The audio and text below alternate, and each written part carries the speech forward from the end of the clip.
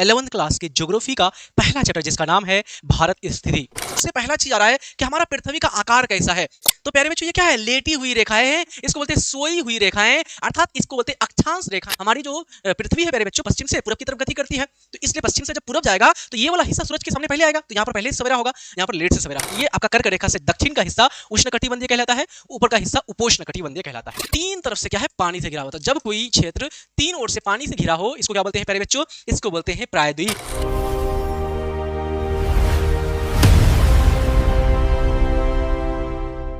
हाँ तो प्यारे बच्चों गुड इवनिंग, उम्मीद करते हैं बहुत अच्छे होंगे, बेहतरीन तरीके से आप लोग पढ़ाई में लगे होंगे। प्यारे बच्चों 11th क्लास के ज्योग्राफी का पहला चैप्टर जिसका नाम है भारत स्थिति, बहुत ही मजेदार, बहुत ही आसान, बहुत ही छोटा सा रोचक ये चैप्टर है आपका भारत स्थिति। इसको बेहतरीन तरीके से आज की इस क्लास में हम लोग पढ़ने वाले हैं वन शॉट में। इस पूरे क्लास को अच्छे से देख लीजिएगा, आपका एक एक पॉइंट आपके माथे में, आपके ब्रेन में, आपके दिमाग में बैठ जाएगा।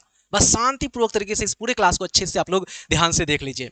तो प्यारे बच्चों हमारा चैप्टर का नाम क्या है, भारत स्थिति। यानी भारत ये हमारा क्या है, प्यारा सा देश है भारत, है ना। इंडिया हमारा क्या है, एक देश है। और इसमें हम लोग बात करेंगे स्थिति के बारे में। स्थिति यानी कि सिचुएशन या फिर लोकेशन, कि हमारा जो भारत है प्यारे बच्चों, ये भारत का सिचुएशन क्या है, ये कहां पर पड़ता है, यानी कि पूरी दुनिया के नक्शे में किस गोलार्ध में है, साथ साथ में इसका विस्तार क्या है, इसकी लंबाई कितनी है, चौड़ाई कितनी है, क्षेत्रफल कितना है, पड़ोसी देश कौन कौन से हैं, जनसंख्या के दृष्टिकोण से कौन से स्थान है, कितने राज्य हैं, कितने केंद्र शासित प्रदेश हैं, ये सब के बारे में हम लोग आज की इस क्लास में जानेंगे प्यारे बच्चों बढ़िया तरीके से।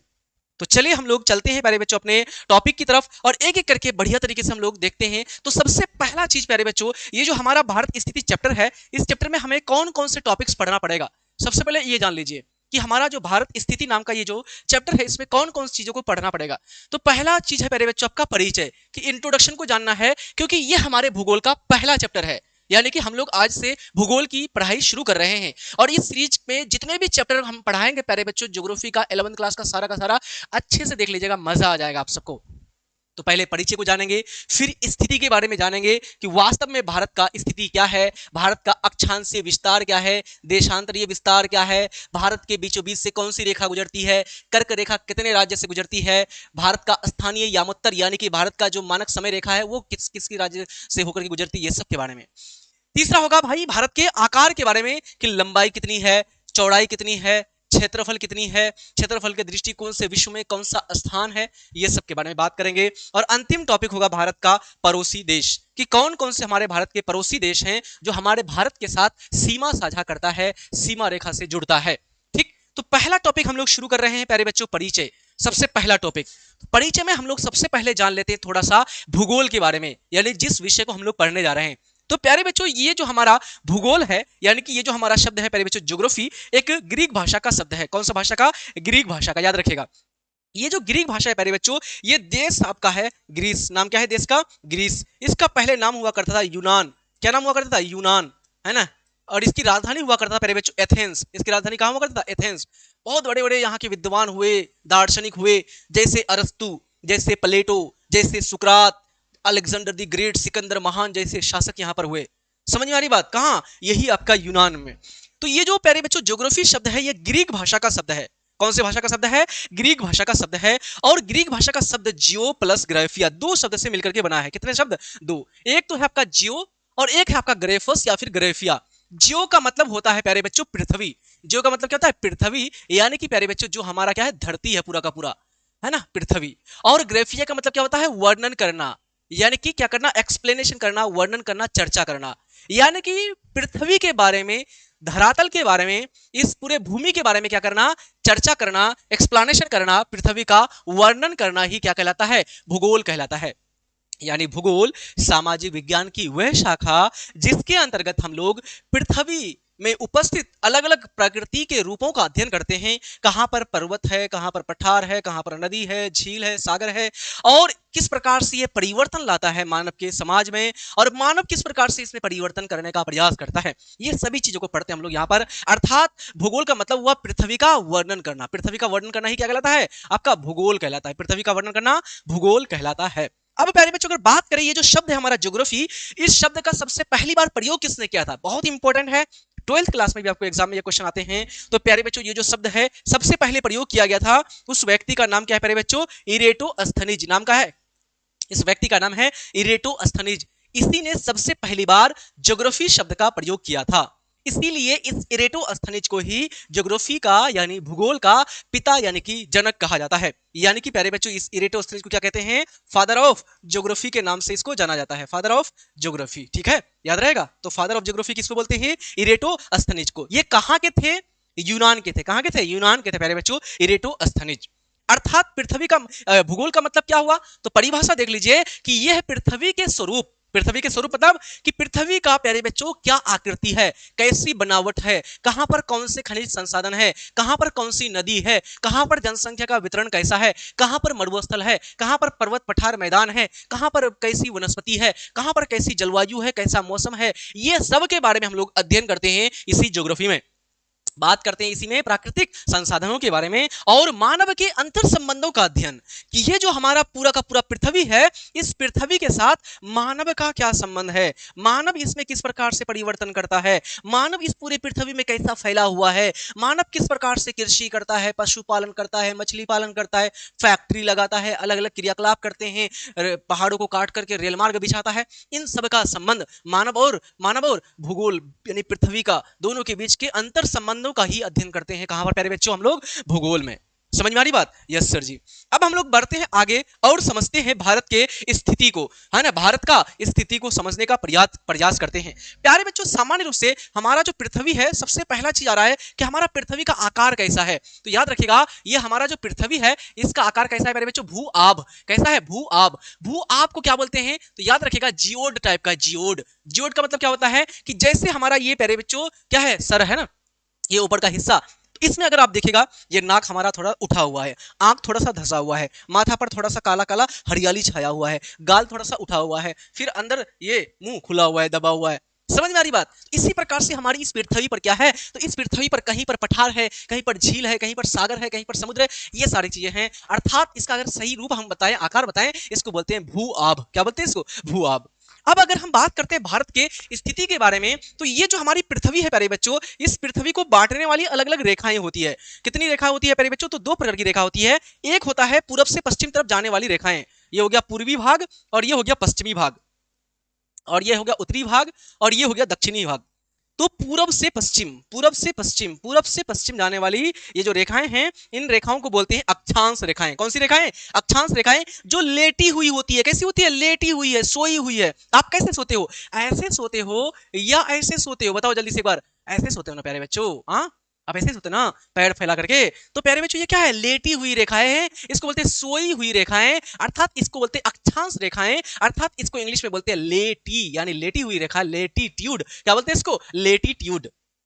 अक्षांश रेखाएं, अक्षांश रेखाएं पूरब से पश्चिम की तरफ वृत्ताकार रूप में होती है। कैसी होती है? ये वृत्ताकार होती है, क्योंकि हमारा पृथ्वी कैसा? गोलाकार है, भूआब है। समझ में आ रही बात? यस सर जी। अब अगर बात करें प्यारे बच्चों, ये जो हमारी अक्षांश रेखाएं होती है ये अलग अलग है। इसमें प्यारे बच्चों कुछ महत्वपूर्ण अक्षांश रेखाओं को आपको याद रखना है। तो सबसे पहला जो महत्वपूर्ण अक्षांश रेखा है वो है आपका 0 डिग्री अक्षांश। कितना अक्षांश? 0 डिग्री अक्षांश। ये हमारा 0 डिग्री अक्षांश है। इसी को बोलते हैं प्यारे बच्चों भूमध्य रेखा। क्या बोलते हैं इसको? जल्दी से बताइए। भूमध्य रेखा। इसी को बोलते हैं प्यारे बच्चों विषुवत रेखा। इसी रेखा को क्या बोलते हैं? विषुवत रेखा। याद रहेगा, विषुवत रेखा। इसी रेखा को इंग्लिश में बोलते हैं इक्वेटर लाइन। क्या बोलते हैं इसको? इक्वेटर लाइन, यानी कि पृथ्वी के भूमि के बीचों बीच से जाने वाली रेखा, पृथ्वी के बीचों बीच से जाने वाली रेखा को, पृथ्वी के बीचों बीच से जाने वाली रेखा को क्या बोलते हैं? भूमध्य रेखा बोलते हैं, विषुवत रेखा बोलते हैं।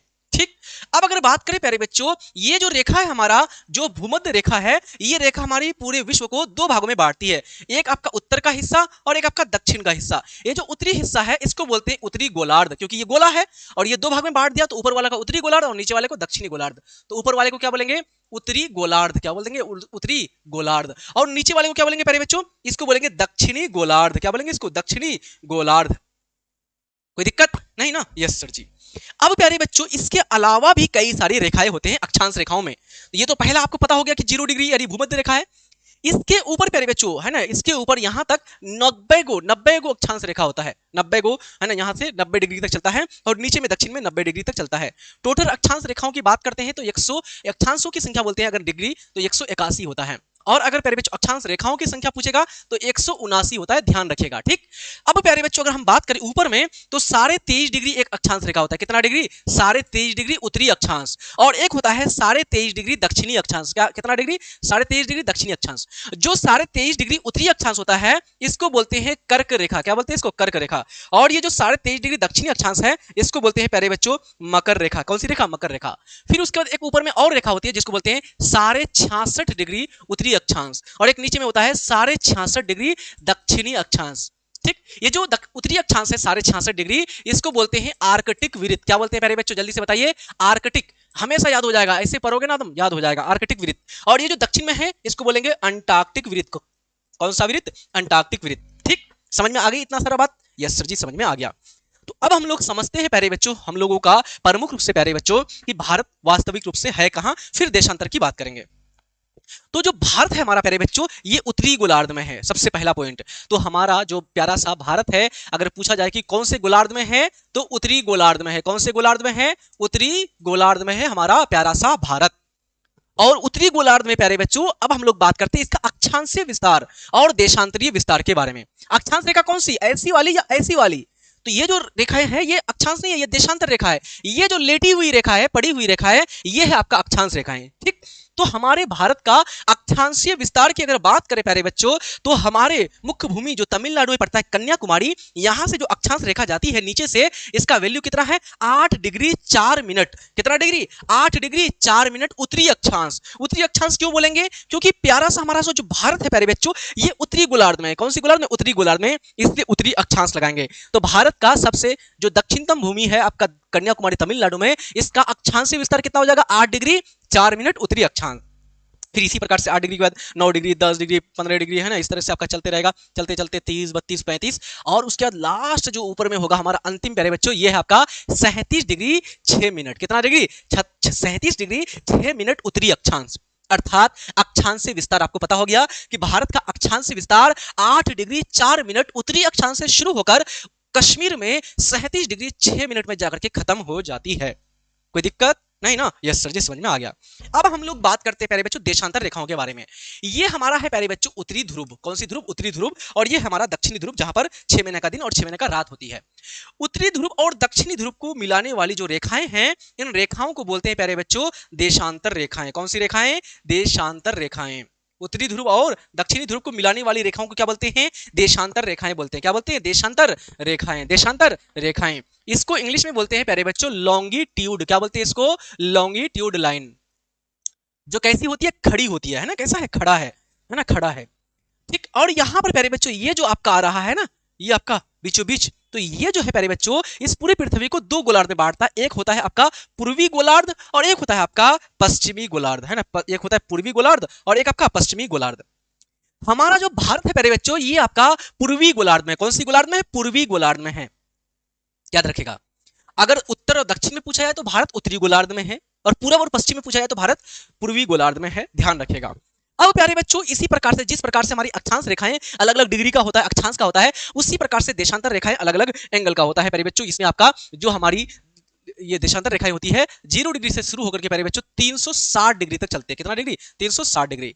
ठीक है, तो भारत कितना से कितना के बीच आता है? तो भारत का जो देशांतरी विस्तार है प्यारे बच्चों ये आपका शुरू होता है यहाँ पर। कहां पर? आपका ये गुजरात में शुरू होता है 68 डिग्री 4 मिनट से। कितना डिग्री?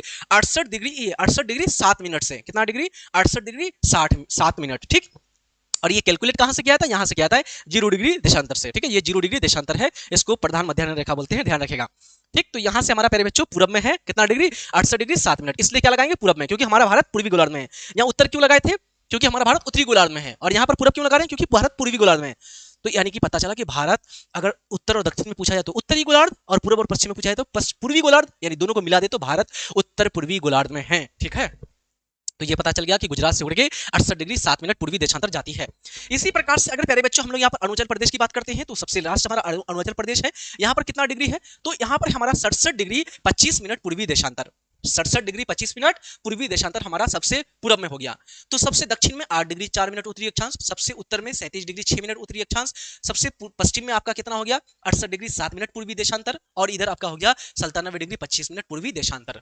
कोई दिक्कत? जल्दी बताओ एक बार फटाफट। नहीं ना? यस सर जी, समझ में आ गया। तो अब हम लोग बात करते हैं कि भाई हमारा जो देशांतरीय विस्तार है इतना ज्यादा, देशांतरीय विस्तार कितना है? यहाँ शुरू होती है आपका 68 डिग्री और खत्म कितना होता है? लगभग लगभग 97 डिग्री 25 मिनट, मतलब 98 के आसपास। यानी कितना अंतर हो गया? 68 से 98, 30 डिग्री का अंतर। यानी कि भारत का पश्चिम से पूरब के बीच जो डिग्री का अंतर है देशांतरीय विस्तार का, 30 डिग्री।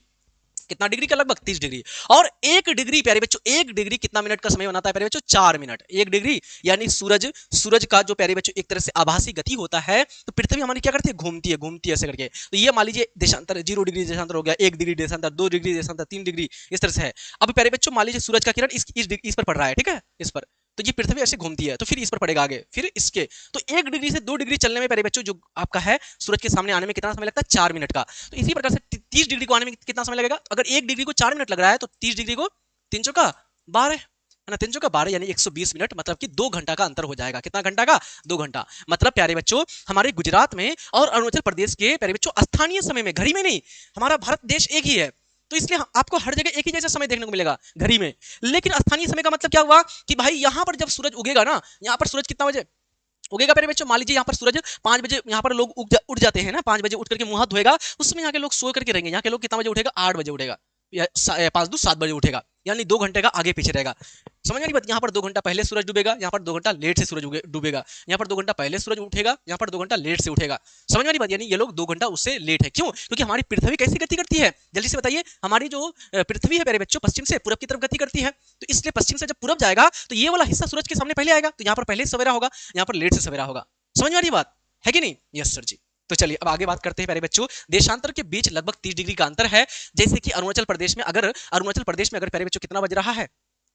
अरुणाचल प्रदेश में मान लीजिए अगर स्थानीय समय की बात करते हैं सूरज, तो प्यारे बच्चों यहाँ पर मान लीजिए 8 बज रहा है ना, 6 और 2 6 7 8 है ना, 8 बज रहा है। तो उस समय गुजरात में प्यारे बच्चों कितना बज रहा है? 6, यानी 2 घंटा का अंतर है ना।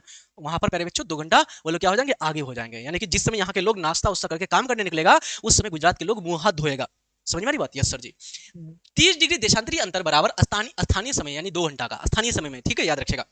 इसी कारण से सबसे पूर्व और सबसे पश्चिमी भाग के समय में क्या होता है प्यारे बच्चों? आपका क्या होता है? प्रभाव, यानी कि फर्क पता चलता है। अब बात करते हैं कर्क रेखा के बारे में। किसकी रेखा के बारे में? कर्क रेखा के बारे में। प्यारे बच्चों इस प्रकार से पढ़ोगे ना, आपको सारी चीजें माइंड में आपका बैठ जाएगा, और आप चाहते हो इसी प्रकार से पढ़ना, सारे चैप्टर को बढ़िया तरीके से वन शॉट में कवर करना। तो इसके लिए प्यारे बच्चों आपका प्यारा सा उम्मीद क्लास एप्लीकेशन है, प्ले स्टोर से डाउनलोड कर लीजिएगा, उम्मीद क्लासेस, इस एप्लीकेशन को डाउनलोड कर लीजिएगा। वहां पर आपको बैच मिल जाएगा प्यारे बच्चों, बहुत मिनिमम फी में, मात्र 199 रुपया में, सहारा बैच। कौन सा बैच? सहारा बैच। इस बैच को ज्वाइन कर लेना है प्यारे बच्चों, और अपना बढ़िया से पढ़ाई करनी है प्यारे बच्चों। फिर आगे 12th में फिर जाकर के आपको अच्छे से उम्मीद बैच में ज्वाइन होकर पढ़ाई करनी है, ठीक है। इस बैच में ज्वाइन हो जाइएगा। बाकी कोई दिक्कत है आपको तो नंबर दे दे रहे हैं 7543 044 368, इसको नंबर को सेव कर लीजिएगा, इसी पर कॉल या मैसेज कर लीजिएगा कोई दिक्कत आए तो, ठीक है। अब हम लोग बात करते हैं प्यारे बच्चों कर्क रेखा के बारे में। कर्क रेखा कितना डिग्री होता है? 23.5 डिग्री उत्तरी अक्षांश को कर्क रेखा बोलते हैं। 23.5 डिग्री उत्तरी अक्षांश को कर्क रेखा बोलते हैं। और जो कर्क रेखा है ये भारत के टोटल 8 राज्य से होकर गुजरती है। कितने राज्य? 8 राज्य से होकर गुजरती है भारत के। कितने राज्य? 8 राज्य। अब मैं ये राज्य का नाम पहले आपको बता देता हूँ एक एक करके सब किसी का। तो सबसे पहले प्यारे बच्चों हमारा ये जो कर्क रेखा है ये गुजरात से होकर गुजरती है। गुजरात के बाद ये राजस्थान में जाती है, राजस्थान के बाद ये मध्य प्रदेश में जाती है, मध्य प्रदेश के बाद प्यारे बच्चों छत्तीसगढ़ में जाती है, फिर झारखंड में, फिर पश्चिम बंगाल में, फिर आपका प्यारे बच्चों ये आपका त्रिपुरा, और फिर ये आपका मिजोरम, ठीक है। त्रिपुरा और मिजोरम कितने राज्य हो गए? गुजरात, राजस्थान, मध्य प्रदेश, छत्तीसगढ़, झारखंड, पश्चिम बंगाल, त्रिपुरा और मिजोरम। तो कितने? 5 और 3 8 राज्य हो गए। तो कर्क रेखा भारत के 8 राज्य से होकर गुजरती है और भारत को 2 बराबर भाग में बांटती है, एक उत्तरी भारत और एक दक्षिणी भारत, एक उत्तरी भारत और एक दक्षिणी भारत। ये हो गया उत्तरी भारत और ये हो गया दक्षिणी भारत, ठीक है। 2 भागों में इसको बांटता है। ये जो प्यारे बच्चों कर्क रेखा के उत्तर का हिस्सा होता है, यहां पर प्यारे बच्चों आपका गर्मी थोड़ा सा कम देखने को मिलेगा प्यारे बच्चों, क्योंकि सूरज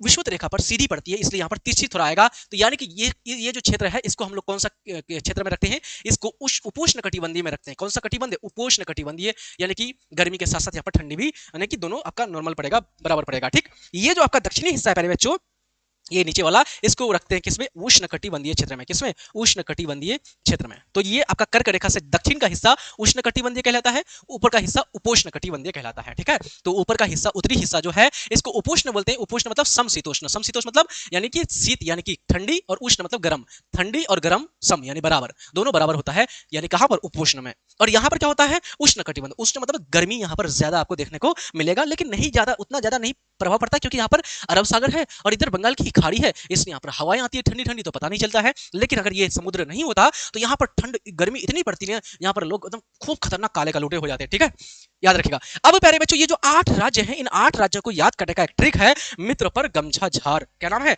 मित्र पर गमछा झार। मित्र पर गमछा झार, 8 राज्यों को याद करने का ट्रिक।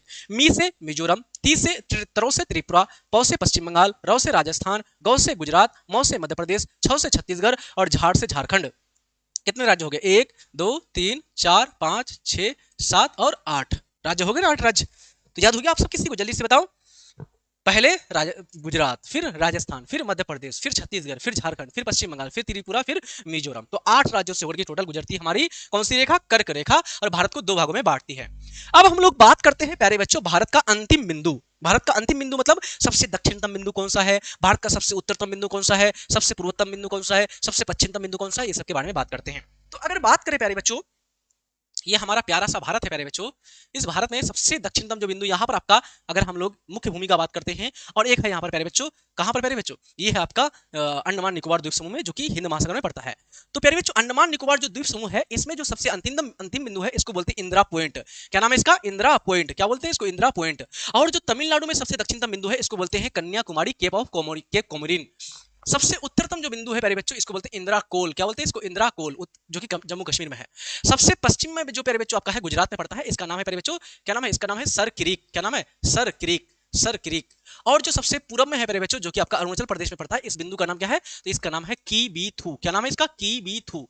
तो याद हो जाएगा सारा बिंदु, जल्दी से बताओ। सबसे दक्षिणतम बिंदु ये आपका इंदिरा पॉइंट, तमिलनाडु में केप कोमोरिन, सबसे उत्तरतम में कश्मीर में इंदिरा कोल, सबसे पूर्व में आपका कीबीथू अरुणाचल प्रदेश, सबसे पश्चिम में आपका गुजरात में सर क्रीक। ठीक है, अब ध्यान दो, यहां पर याद करो फटाफट। तो प्यारे बच्चों, अगर हम बात करते हैं सबसे उत्तर में क्या हो जाएगा? सबसे उत्तर में लद्दाख जम्मू कश्मीर वाले क्षेत्र में आपका इंदिरा कोल हो गया। सबसे दक्षिण में प्यारे बच्चों तो कौन सा हो जाएगा? इंदिरा पॉइंट हो जाएगा, अंडमान निकोबार द्वीप समूह में। और अगर भारत का मुख्य भूमि का पूछा जाए तो ये हो जाएगा केप कोमोरिन, जिसको कन्याकुमारी बोलते हो आप। और सबसे पश्चिम में बात करें तो प्यारे बच्चों ये हो जाएगा सर क्रीक, इसी को गौहर मोती बोलते हैं। क्या बोलते हैं इसको? गौहर मोती बोलते हैं, जो कि गुजरात में पड़ता है, गौहर मोती। सबसे पूर्व में बात करते हैं तो अरुणाचल प्रदेश में पड़ता है, जिसका नाम है कीबीथू। क्या नाम है? कीबीथू। इस प्रकार से भारत का सबसे दक्षिणतम बिंदु अगर बात करते हैं तो इंदिरा पॉइंट हो गया, सबसे उत्तरतम बिंदु बात करते हैं तो इंदिरा कोल हो गया, सबसे पूर्वतम बिंदु का बात करते हैं प्यारे बच्चों तो कीबीथू हो गया, और सबसे पश्चिमतम बिंदु का नाम बात करें तो सर क्रीक हो गया। क्या हो गया? Sir creek. कोई दिक्कत यहां तक? जल्दी से बताओ। नहीं ना? कोई समस्या नहीं ना? यस सर जी, समझ में आ गया। अब हम लोग बात करते हैं प्यारे बच्चों आगे, और भारत का मानक यामोत्तर। मानक यामोत्तर, यामोत्तर का मतलब होता है देशांतर रेखा, और मानक यानी कि इसके माध्यम से समय का क्या करते हैं? मापन करते हैं, समय को निर्धारित करते हैं। तो भारत में समय निर्धारण करने के लिए केवल एक रेखा है, और उसका मान है 82.5 डिग्री पूर्वी देशांतर। कितना? 82.5 डिग्री पूर्वी देशांतर। देशांतर रेखा कैसी होती है? सोई हुई होती है या खड़ी होती है? तो सर खड़ी होती है। तो ये जो रेखा खड़ी है ना, इसी को बोलते हैं प्यारे बच्चों 82.5 डिग्री पूर्वी देशांतर। ये जो रेखा जा रही है आपका, है ना, ये जो आपका कटी कटी रेखा है ना, ये आपका, यही आपका क्या है? 82.5 डिग्री पूर्वी देशांतर। इसी रेखा के माध्यम से भारत में, पूरे भारत में समय का निर्धारण होता है। ठीक, अभी आप, मैं क्लास ले रहा हूं, अभी यहाँ पर टाइम हो रहा है 10:30। कितना? 10:30। तो आपके घर में भी 10:30 बज रहे होंगे। समझ में आ रही बात? यानी कि प्यारे बच्चों, ये जो हमारे पूरे भारत में, जो मेरे घड़ी में 10:30 दिखा रहा है, आपके घड़ी में भी 10:30 दिखा रहा है, कोई तमिलनाडु में है उसके घड़ी में भी 10:30 दिखा रहा है, कोई जम्मू कश्मीर में है उसके घड़ी में भी 10:30 दिखा रहा है। मतलब ये सारा चीज निर्धारित कैसे हुआ एक जैसा समय? ये इसके कारण प्यारे बच्चों, इस रेखा के कारण। इस रेखा को क्या बोलते हैं? तो भारत का मानक यामोत्तर, यानी कि भारत का स्टैंडर्ड टाइमलाइन, यानी इसके माध्यम से क्या करते हैं? भारत का समय का निर्धारण करते हैं। और ये कितने राज्य से होकर गुजरती है भारत का समय रेखा? सबसे पहले वैल्यू कितना है इसका? 82 डिग्री, 82.5 डिग्री, 82.5 डिग्री पूर्वी देशांतर, 82.5 डिग्री ईस्ट लॉन्गिट्यूड, है ना, ईस्ट लॉन्गिट्यूड यानी पूर्वी देशांतर। इसी को ऐसे लिख सकते हो 82, है ना, 82.5 डिग्री पूर्वी देशांतर, है ना, 82 डिग्री पूर्वी 5 डिग्री पूर्वी देशांतर, यानी 82.5 डिग्री। ये कितने राज्य से होकर गुजरती है? तो टोटल प्यारे बच्चों ये जो रेखा है हमारा, ये 5 राज्य से होकर गुजरती है। कितने राज्य? 5 राज्य से। ठीक है, कौन कौन सा राज्य है? तो सबसे पहले यहाँ दिख रहा होगा, ये आपका उत्तर प्रदेश है। कौन सा? उत्तर प्रदेश। ये दूसरा राज्य आपको दिख रहा होगा छोटा सा, ये यहाँ पर आपका छोटा सा भाग है मध्य प्रदेश का, जो कि भारत का बहुत बड़ा राज्य है। उसके बाद ये आपका दिख रहा होगा ऐसे करके, ये आपका है छत्तीसगढ़। फिर उसके बाद यहाँ पर थोड़ा सा यहाँ आ रहा है प्यारे बच्चों उड़ीसा, और यहाँ पर आपका आ रहा है आंध्र प्रदेश। तो टोटल 5 राज्य से होकर गुजरती है। कितने राज्य? 5 राज्य। उत्तर प्रदेश, मध्य प्रदेश, उसके बाद छत्तीसगढ़, उड़ीसा और आंध्र प्रदेश। तो 3 गो प्रदेश से हो गया। उत्तर प्रदेश, मध्य प्रदेश, आंध्र प्रदेश, उत्तर प्रदेश, मध्य प्रदेश, आंध्र प्रदेश, और दो को एक्स्ट्रा हो गया, उड़ीसा और छत्तीसगढ़, छत्तीसगढ़ और उड़ीसा। हाँ, टोटल कितना हो गया, 3 और 2 5। ठीक है, तो ये 5 राज्यों से होकर गुजरती है प्यारे बच्चों। कितने राज्य, 5, उत्तर प्रदेश, मध्य प्रदेश, छत्तीसगढ़, उड़ीसा, आंध्र प्रदेश। तो इसको याद रख लीजिएगा, उत्तर प्रदेश, मध्य प्रदेश, आंध्र प्रदेश है ना, 3 राज्य तो प्रदेश से हो गया, बाकी छत्तीसगढ़ और उड़ीसा, छत्तीसगढ़ और उड़ीसा। इसके माध्यम से क्या करते हैं हम लोग, समय का निर्धारण करते हैं, समय का निर्धारण करते हैं, यानी कि ग्रीनविच मीन टाइम। ये जो प्यारे बच्चों ग्रीनविच लाइन है, ये कहां पर है, ब्रिटेन में। कहां पर आपका, ब्रिटेन में। कहां पर है, ब्रिटेन में। तो प्यारे बच्चों ब्रिटेन में प्यारे बच्चों जितना समय होता है उससे 5.5 घंटा हम लोगों का समय ज्यादा रहता है, आगे रहता है हमारे भारत का समय। यानी अगर ब्रिटेन में 12 बज रहा है, अगर ब्रिटेन में कितना बज रहा है, 12, तो हमारे यहां पर कितना बजेगा, उसमें 5.5 घंटा जोड़ दो, तो 12 से 1, 1 से 2, 2 से 3, 3 से 4, 4 से 5 और आधा घंटा 5.5, यानी कि भारत में कितना बजेगा, 5.5 बज जाएगा। अगर ब्रिटेन में दोपहर का 2 बज रहा है, दोपहर का 2 बज रहा है, तो भारत में कितना बजेगा, तो भारत का इसमें 5.5 घंटा जोड़ दो, तो 2 और 5 7, यानी कि भारत में शाम का 7:30 बज रहा होगा। इसलिए अभी देख रहे होंगे ब्रिटेन के साथ इंग्लैंड के साथ भारत का मैच चल रहा है, और ये जो मैच है इंग्लैंड में शुरू होती है कितना बजे, इंग्लैंड में ये मैच शुरू होती है प्यारे बच्चों आपका कितना बजे, तो वहां पर मैच ये शुरू होती है आपका 3 बजे, है ना, 3 बजे। लेकिन हम लोग यहाँ पर देखते हैं भारत, वहां पर 3 बजे दिन में मैच होती है, ये आपका दिन में 3 बजे। लेकिन जब हम लोग मैच देखते हैं भारत में, तो ये मैच हम लोग देखने को मिलता है 8:30 बजे, 8:30 बजे रात को। समझ में आ रही बात, 8:30 बजे रात को, और ये 3 बजे दोपहर को मैच शुरू होती है। तो 5.5 घंटा आगे होने के कारण ऐसा आपको देखने को मिलता है। ठीक है, भारतीय मानक समय IST, इंटरनेशनल स्टैंडर्ड टाइमलाइन, अंतरराष्ट्रीय मानक समय रेखा, इससे कितना घंटा आगे है, 5.5 घंटा आगे है, मतलब 5 घंटा 30 मिनट हमारा भारत का समय आगे है। अब बात करते हैं भारत का आकार, भारत का आकार के बारे में बात करते हैं प्यारे बच्चों, कि आकार के दृष्टिकोण से हमारा भारत कैसा है, भारत की लंबाई कितनी है, चौड़ाई कितनी है, क्षेत्रफल कितना है, इन सब के बारे में बात करते हैं। तो प्यारे बच्चों हम लोग बात करते हैं हमारे अगर भारत के बारे में, तो इस पूरे विश्व में प्यारे बच्चों, है ना, जो हमारा भारत है, इस पूरे भारत का जो क्षेत्रफल है प्यारे बच्चों कितना है, तो भारत का क्षेत्रफल है 82 लाख, ये 32,87,263 किलोमीटर स्क्वायर। यानी कि भारत का क्षेत्रफल कितना है, 32,87,263 वर्ग किलोमीटर है भारत का क्षेत्रफल, लगभग 32.8 लाख। ठीक, लेकिन मेरे बच्चों अगर हम बात करें ये पूरे विश्व का कितना क्षेत्रफल है, तो ये पूरे विश्व का 2.4% है, मात्र 2.4% क्षेत्रफल है हमारे पास पूरे विश्व का। ठीक है, अब बात करते हैं क्षेत्रफल के दृष्टिकोण से हमारा स्थान कौन सा है भारत का, तो क्षेत्रफल के दृष्टिकोण से हमारा भारत का स्थान कौन सा है, 7वां स्थान है। याद रहेगा ना, इस तरह से याद करोगे ना, जिंदगी भर में नहीं भूलोगे, जिंदगी भर नहीं भूलोगे। अगर बात करें कि क्षेत्रफल के दृष्टिकोण से पहला स्थान पर कौन सा देश है, सबसे बड़ा देश कौन सा है क्षेत्रफल के दृष्टिकोण से, रूस। रूस के बाद कौन है, कनाडा। कनाडा के बाद कौन है, USA यानी संयुक्त राज्य अमेरिका। इसके बाद कौन है, चीन। चीन के बाद कौन है, ब्राजील। ब्राजील के बाद कौन है, ऑस्ट्रेलिया। और ऑस्ट्रेलिया के बाद कौन है, हमारा प्यारा सा भारत, प्यारा सा भारत। तो ये 7वें नंबर पर हमारा भारत का स्थान आता है। अब ये जो 7 देश है प्यारे बच्चों क्षेत्रफल के दृष्टिकोण से, इसका प्यारे बच्चों जो है ट्रिक आपको मैं बता देता हूं कैसे याद रखना है। इसके लिए ट्रिक है प्यारे बच्चों, इसके लिए ट्रिक है आपका रुक ना सच बड़ा भाई। क्या नाम है, रुक ना, है ना, रुक जाना नहीं तू मुझे छोड़ के, है ना, सुने कि नहीं सुने, रुकना सच बड़ा भाई।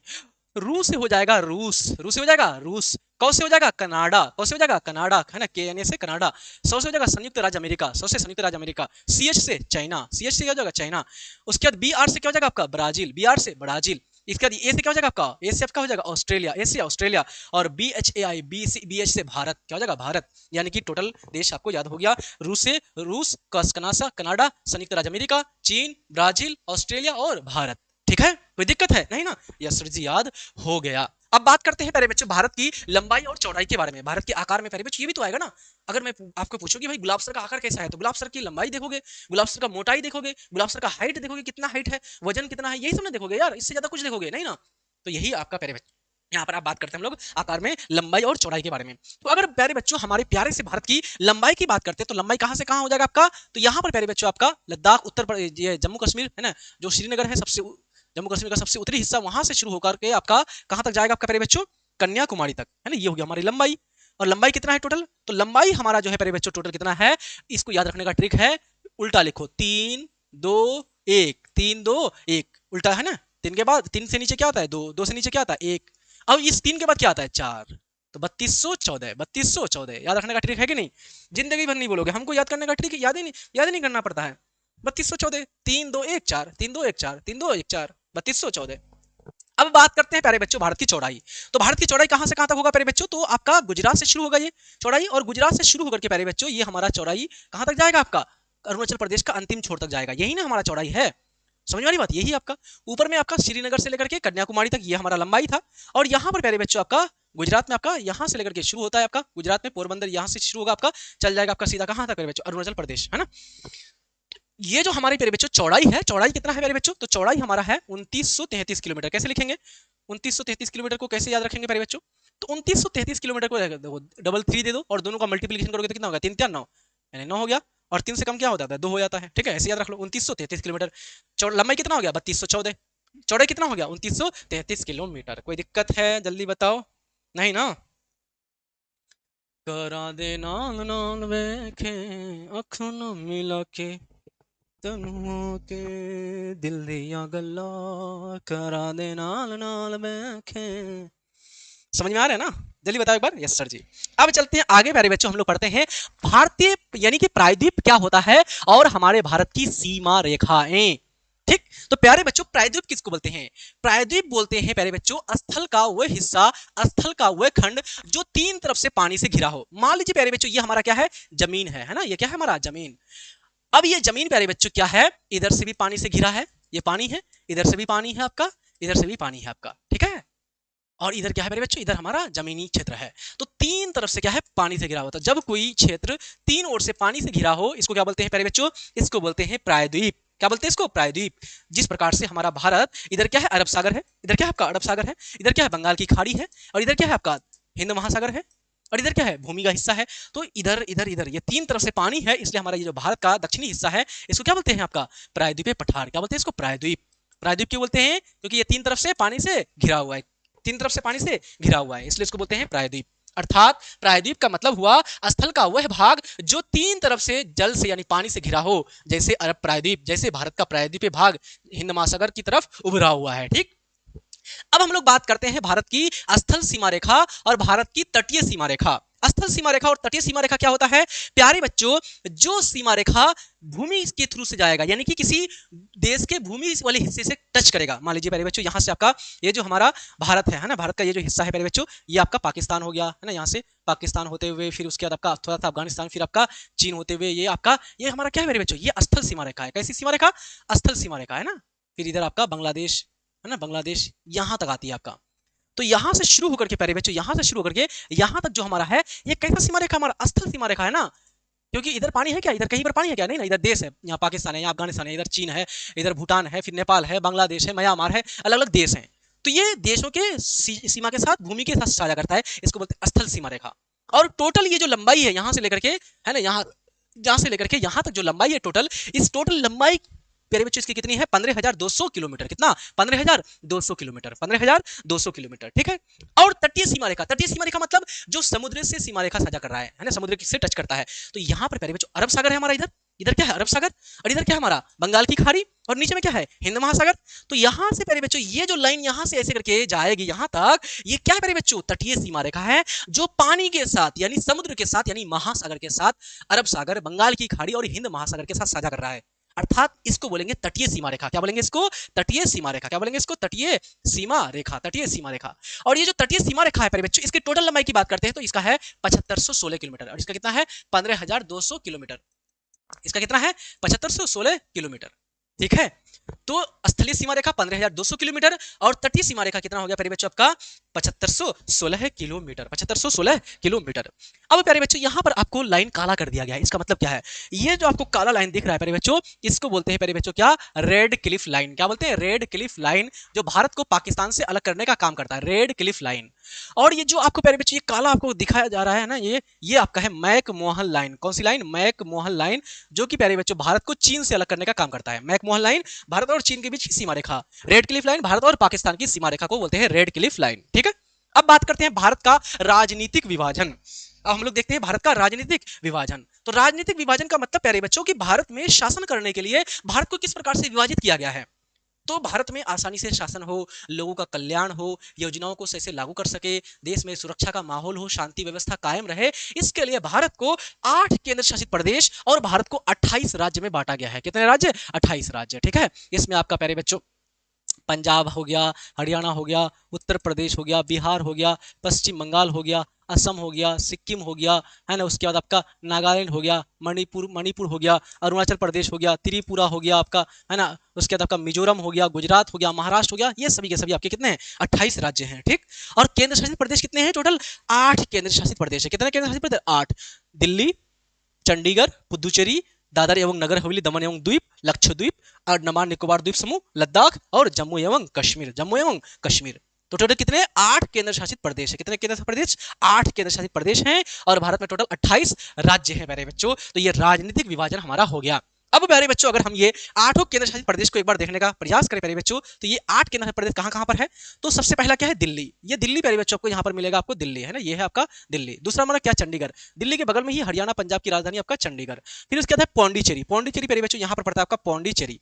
फिर उसके बाद है आपका ये क्या बोलते हैं आपका दादर एवं नगर हवेली, दमन एवं द्वीप। यहाँ पर मिलता है आपको दादर एवं नगर हवेली, दमन एवं द्वीप। उसके बाद लक्षद्वीप। लक्षद्वीप कहाँ पर है? आपका अरब सागर में पड़ता है आपका लक्षद्वीप, ये है आपका लक्षद्वीप। फिर अंडमान निकोबार द्वीप समूह, ये है आपका अंडमान निकोबार द्वीप समूह, जो कि पड़ता है आपका बंगाल की खाड़ी में। फिर आपका लद्दाख, यहाँ पर आपका प्यारे बच्चों है लद्दाख, और इधर है आपका जम्मू एवं कश्मीर। जम्मू एवं कश्मीर। तो कितने हो गए? 8 केंद्र शासित प्रदेश हुए कि नहीं हुए? यस सर जी, हो गया। अब बात करते हैं प्यारे बच्चों हमारे 7 स्थलीय पड़ोसी देश, यानी कि भारत के साथ कौन कौन से देश सीमा रेखा साझा करता है स्थल रूप से, स्थलीय सीमा रेखा। तो प्यारे बच्चों अगर हम स्थलीय सीमा रेखा की बात करते हैं तो कितने देश शामिल हुए इसमें? तो टोटल 7 देश प्यारे बच्चों। अगर हम बात करते हैं प्यारे बच्चों पश्चिमी सीमा रेखा, पश्चिमी क्षेत्र की तरफ, उत्तर की तरफ और पूरब की तरफ, ठीक है। और इधर तो हमारा दक्षिणी, इस साइड में तो क्या है? पानी ही पानी है नीचे में। इधर अरब सागर है, इधर बंगाल की खाड़ी है, और नीचे में आपका हिंद महासागर है। तो इधर तो कोई देश है नहीं, है ना, सीमा रेखा, भूमि वाला, स्थल वाला। तो टोटल प्यारे बच्चों अगर हम बात करें तो इस साइड में प्यारे बच्चों पश्चिमी क्षेत्र में आपको, यहाँ पर आपको 2 देश देखने को मिलता है। कितने देश? 2 देश। यहाँ से लेकर के यहाँ आपका प्यारे बच्चों गुजरात के ऊपरी हिस्सा से शुरू होता है, यहाँ से लेकर के यहाँ तक आपको चलता है प्यारे बच्चों क्या? यहाँ तक चलता है आपका पाकिस्तान, है ना, पाकिस्तान। यानी कि ये सीमा रेखा आपका किसके साथ? पाकिस्तान के साथ। और उसके बाद थोड़ा सा यहाँ पर प्यारे बच्चों आपको देखने को मिलता है अफगानिस्तान। किसको? अफगानिस्तान। तो 2 देश हमारा पश्चिम की तरफ सीमा साझा करता है, जिसको उत्तर पश्चिम बोल सकते हो, क्योंकि ये तो हो गया उत्तर और ये हो गया पश्चिम, और इन दो के बीच में होना इसको बोलते हैं उत्तर पश्चिम। तो भारत का उत्तर पश्चिम में 2 देश शामिल है, सीमा रेखा साझा करता है। एक आपका है प्यारे बच्चों पाकिस्तान, और एक है आपका अफगानिस्तान। पाकिस्तान और अफगानिस्तान। अब हम लोग बात करते हैं प्यारे बच्चों उत्तर की तरफ। उत्तर की तरफ, तो उत्तर की तरफ में बात करें तो यहां से प्यारे बच्चों आपका जो शुरू होता है ना, उत्तर की तरफ अगर ध्यान दीजिएगा, समझ वाली बात, यहां पर देखिएगा एक बार, उत्तर की तरफ प्यारे बच्चों यहां से आपका ये आपका प्यारे बच्चों जो बॉर्डर है यहां तक, ठीक। उसके बाद प्यारे बच्चों फिर यहां से आपका यहां तक ये जो है आपका चीन का बॉर्डर है। किसका है? चाइना का, ठीक है, चाइना हो गया। फिर उसके बाद प्यारे बच्चों यहाँ पर जो आपका देश है, ये देश ये आपका है नेपाल। तो यहाँ पर प्यारे बच्चों ये जो है आपका सीमा रेखा, ये नेपाल के साथ साझा हो रहा है। किसके साथ? नेपाल के साथ। फिर यहाँ पर एक देश है प्यारे बच्चों, यहाँ पर एक सीमा रेखा साझा हो रहा है देश के साथ, जिसका नाम है भूटान। क्या नाम है? भूटान। और नीचे की तरफ प्यारे बच्चों यहाँ पर एक देश है जिसका नाम है बांग्लादेश, ठीक है, बांग्लादेश, ये आपका बांग्लादेश। तो कितने देश हो गए? इधर हो गया 2, पाकिस्तान और अफगानिस्तान, तो 2 हो गया। इधर हो गया एक चाइना, कितना हो गया? 3 हो गया। इधर हो गया एक नेपाल, 4 हो गया। एक हो गया भूटान, 5 हो गया। एक हो गया आपका बांग्लादेश, 6 हो गया। और इस साइड में ये जो बचा हुआ है ना मेरे बच्चों, यहाँ से लेकर के यहाँ तक, ये है आपका मेरे बच्चों म्यांमार। ये पूर्वी सीमा रेखा में आएगा आपका क्या? म्यांमार, ठीक। नीचे तो बांग्लादेश आ ही गया। तो कितने हो गए टोटल? 7। तो टोटल भारत के साथ कितने देश? 7 देश अपना स्थलीय सीमा रेखा साझा करता है। एक बार फटाफट देख लीजिएगा, एक बार देख लीजिएगा। यहां से शुरू होगा, ये पहले आएगा देश कौन सा? पाकिस्तान। फिर पाकिस्तान के बाद फिर क्या आ जाएगा आपका? फिर आपका आएगा अफगानिस्तान। फिर अफगानिस्तान के बाद फिर आपका ये आपका आ गया चीन। फिर चीन के बाद आपका नेपाल आ गया। फिर आपका यहाँ पर भूटान आ गया। फिर थोड़ा सा चीन आ जाएगा। फिर आपका म्यांमार आ जाएगा। फिर आपका इधर बांग्लादेश आ जाएगा। तो कितने देश हो गए? तो यहाँ पर पाकिस्तान हो गया, फिर अफगानिस्तान हो गया, फिर चाइना हो गया, फिर नेपाल हो गया, फिर भूटान हो गया, फिर आपका यहाँ पर म्यांमार हो गया, और फिर बांग्लादेश हो गया। 1 2 3 4 5 6 7, कितने देश? 7 देशों के साथ भारत की सीमा साझा होती है। उत्तर पश्चिम में पाकिस्तान और अफगानिस्तान, उत्तर क्षेत्र में चीन, नेपाल, भूटान। उत्तर में कितने देश? 3, चीन, नेपाल, भूटान, चीन, नेपाल, भूटान। और पूरब में कौन? म्यांमार और बांग्लादेश, म्यांमार और बांग्लादेश, ठीक है। यस सर जी। अब आगे बात करते हैं समुद्री सीमा रेखा वाला देश, कि भाई कौन सा देश है जिसके साथ भारत हमारा समुद्री सीमा रेखा साझा करता है। तो भारत के साथ प्यारे बच्चों जब भी हम लोग भारत का मानचित्र बनाते हैं तो आप देखिएगा भारत के साथ हम लोग क्या करते हैं प्यारे बच्चों, यहाँ पर इस प्रकार से दिखाते हैं, है ना, ये श्रीलंका को। तो ये भारत का क्या है प्यारे बच्चों? भारत के साथ पड़ोसी ये द्वीपीय देश है, ये समुद्री द्वारा ये जुड़ा हुआ है हमारा, समुद्री मार्ग के माध्यम से। तो प्यारे बच्चों ये जो आपको दिख रहा है, ये जो देश दिख रहा है ना, ये इसको बोलते हैं आंसू के जैसा। जैसे आंख रोते हो तो आंसू निकलता है ना, बूंदा बूंदी करके, इसी प्रकार से ये प्यारे बच्चों आंसू के जैसा इसका आकार है। ये है आपका श्रीलंका। कौन सा देश है? श्रीलंका। कौन सा देश है? श्रीलंका। तो ये हमारा भारत से है ना समुद्र जल मार्ग के माध्यम से प्यारे बच्चों कनेक्टेड है। बीच में क्या है? एक जल मार्ग है। इस इस खाड़ी को नाम, इसको नाम देते हैं प्यारे बच्चों पाक जल संधि। कौन सी जल संधि? पाक जल संधि। जल संधि किसको बोलते हैं? जल संधि बोलते हैं प्यारे बच्चों, जल संधि बोलते हैं पानी का एक हिस्सा जो दो भूमि को अलग करता है। ये हमारा भारत हो गया और ये हमारा श्रीलंका हो गया। तो दोनों के बीच पानी का ये हिस्सा जो दोनों को अलग करने का काम करता है, इसको बोलते हैं पाक जल संधि। कौन सी संधि? पाक जल संधि। और एक द्वीपीय देश और है यहाँ पर प्यारे बच्चों, जिसका नाम है क्या? मालदीव। कौन सा देश? मालदीव। कौन सा देश? मालदीव। तो ये भारत और इधर मालदीव है और इधर आपका श्रीलंका है। तो दो द्वीपीय देश हो गया और 7 स्थलीय सीमा रेखा साझा करने वाला देश हो गया। ठीक है, समझ में आ रही बात? यस सर जी। ये दक्षिण पश्चिम में है आपका, अरब सागर में है ना, हिंद महासागर में बात करते हैं। और ये आपका दक्षिण, ये आपका पूरा का पूरा दक्षिण में है। श्रीलंका भारत से कैसे अलग होती है? तो भारत से जो अलग होती है श्रीलंका, ये आपका ये जल मार्ग के माध्यम से, इसका नाम है पाक जल संधि। क्या बोलते हैं इसको? पाक जल संधि। और यहाँ पर ये जो खाड़ी है इसको बोलते हैं प्यारे बच्चों मन्नार की खाड़ी। इधर कौन सी खाड़ी है? बंगाल की खाड़ी। और इधर कौन सी खाड़ी है? मन्नार की खाड़ी। याद रखेगा। तो मन्नार की खाड़ी के द्वारा और पाक जल संधि के द्वारा हमारा भारत क्या होता है? श्रीलंका से अलग होता है। भारत श्रीलंका से अलग होता है। यार इस तरह से अगर इस चैप्टर को आपने पढ़ लिया है अच्छे से, पूरे शुरू से लास्ट तक देख लिया है, अब मैं गारंटी देता हूं कोई चीज आपसे नहीं छूटा होगा। सारा चीज आपके माइंड में एकदम फिट हो गया होगा, फिट हो गया होगा, बैठ गया होगा। एक एक पॉइंट, एक एक बात, अक्षांशीय विस्तार, देशांतरी विस्तार, लंबाई, चौड़ाई, क्षेत्रफल, क्षेत्रफल के स्थान हो गया, अंतिम दक्षिणतम बिंदु, पूर्वी बिंदु, पश्चिमतम बिंदु, है ना, मानक देशांतर, कर्क रेखा, कर्क रेखा कौन कौन से राज्य से गुजरती है, सारी चीजों को हमने यहाँ पर बता दिया प्यारे बच्चों अच्छी तरह से। यानी इस चैप्टर का हो गया हमारा क्या प्यारे बच्चों? कल्याण। इस चैप्टर में हमने सबसे पहले परिचय को देखा, जिसमें हमने जाना कि भाई ज्योग्राफी 2 शब्द से मिलकर बना है, जियो प्लस ग्राफिया, जिसका मतलब पृथ्वी का वर्णन करना। ये शब्द इरोटोस्ट्रेच के द्वारा दिया गया, इसलिए इसको बोलते हैं ज्योग्राफी का, यानी भूगोल का जनक के नाम से, भूगोल का पिता के नाम से जाना जाता है। भारत के आकार की बात करते हैं, भारत के स्थिति की बात करते हैं। तो पहले स्थिति की बात करते हैं। तो भारत का स्थिति क्या है प्यारे बच्चों? तो भारत हमारा उत्तरी गोलार्ध में है। भारत हमारा कौन से गोलार्ध में है? उत्तरी गोलार्ध में है। भारत हमारा पूर्वी गोलार्ध में है प्यारे बच्चों। और हमारा अगर इसका अक्षांशीय विस्तार की बात करते हैं, 8 डिग्री 4 मिनट से शुरू होती है, 37 डिग्री 6 मिनट तक खत्म होता है। और देशांतरी विस्तार की बात करते हैं तो 68 डिग्री 7 मिनट पूर्वी देशांतर से 97 डिग्री 25 मिनट पूर्वी देशांतर तक जाती है। भारत के बीचों बीच से होकर कर्क रेखा जाती है 23.5 डिग्री उत्तरी अक्षांश, जो 8 राज्यों से होकर गुजरती है। यह भारत का मानक समय रेखा है 82.5 डिग्री पूर्वी देशांतर, जो कि भारत ग्रीनविच मीन जो इंग्लैंड है वहां के समय से 5.5 घंटा आगे है। भारत कितने देशों के साथ सीमा साझा करता है? 7 देशों के साथ स्थलीय सीमा साझा करता है और 2 देशों के साथ जलीय सीमा साझा करता है, द्वीपीय देशों के साथ। और आकार की बात करते हैं तो भारत का क्षेत्रफल 32,87,263 किलोमीटर है। रैंक कौन सा है? स्थान कौन सा है? तो 7वां स्थान है। स्थलीय सीमा रेखा टोटल कितना है? 15,200 किलोमीटर। तटीय सीमा रेखा कितना है? Total 7516 kilometre. मोटा मोटी बात है, यहाँ पर आपको हमने यहाँ पर दोबारा रिवीजन करवा दिया क्विक तरीके से। इस प्रकार से प्यारे बच्चों ये पूरा का पूरा हमारा चैप्टर 1 शॉट में हमारा क्या हो गया? फिनिश्ड हो गया। क्या हो गया? फिनिश्ड हो गया। अब आप चाहते हो ये बेहतरीन सा सुंदर सा पीडीएफ आपको मिल जाए, चाहते हो कि नहीं चाहते हो? इसको बनाना है नोट प्यारे बच्चों, बहुत काम आएगा, आगे का कंपटीशन में भी काम आएगा। तो आप लोग क्या कर लो, सब कोई उम्मीद क्लास एप्लीकेशन को जल्दी से डाउनलोड कर लो। UMID उम्मीद क्लासेस, इस एप्लीकेशन को डाउनलोड करना है। और डाउनलोड करने के बाद आंख बंद करके वहां पर प्यारे बच्चों 11th क्लास का आपको बैच मिल जाएगा बेहतरीन सा, जिसका नाम है सहारा बैच। कौन सा बैच? सहारा बैच। इस बैच को ज्वाइन कर लेना है प्यारे बच्चों। मात्र कितना रुपया में? मात्र 199 रुपया में। इतना रुपया, इतना सस्ता आपको कहीं पर भी नहीं मिलेगा। मात्र 199 में ये बैच मिल जाएगा। इसको ज्वाइन कर लेना है आंख बंद करके। और जो भी नोट्स यहाँ पर देंगे, जो भी क्लासेस हो, ये सबको अच्छे से कर लेना है। बेहतरीन तरीके से आपकी तैयारी हो जाएगी। अगर मजा आएगा, जब 12th में जाओगे वहां भी मजा आएगा, जब आगे कंपटीशन की तैयारी करोगे वहां भी मजा आएगा। बाकी प्यारे बच्चों बैच में ज्वाइन होने में कोई दिक्कत है आपको, 7543 044 368 इस नंबर पर कॉल या मैसेज जरूर कर लीजिएगा। आज के लिए बस इतना ही। मुझे उम्मीद है ये क्लास आप लोग को बहुत अच्छा लगा होगा, बहुत मजा आया होगा। आप लोग दिल से लाइक कर दीजिएगा, दिल से एक प्यारा सा लाल दिल वाला कमेंट कर दीजिएगा और इसको शेयर जरूर कर दीजिएगा अपने दोस्तों को, अपने भाई बहन को, अपने जो भी जूनियर हैं उन सब किसी को जो भी इस बार 11th क्लास में हैं। तो प्यारे बच्चों करते हैं इस सेशन को समाप्त। पढ़ते रहिए अच्छी तरह से, हंसते रहिए, मुस्कुराते रहिए। तब तक के लिए जय हिंद, धन्यवाद, bye, take care and love you all प्यारे बच्चों।